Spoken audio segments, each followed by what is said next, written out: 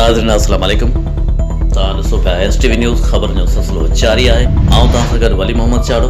Report शामिल करियूं था सांगड़ खां जेके असांखे मोकिली आहे नूर मोहम्मद ख़ासकेली। सांगड़ जो पुराणो महलो ख़ासकेली गंदगी जो आधार बणिजी वियो।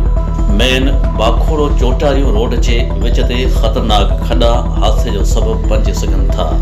सांगड़ मेन बाखोड़ो चोटारियूं रोड जे विच ते 4-5 फुटनि जो खॾो जेके काफ़ी साल थी विया आहिनि पर उनखे अञा ताईं ठीकु न कयो वियो आहे।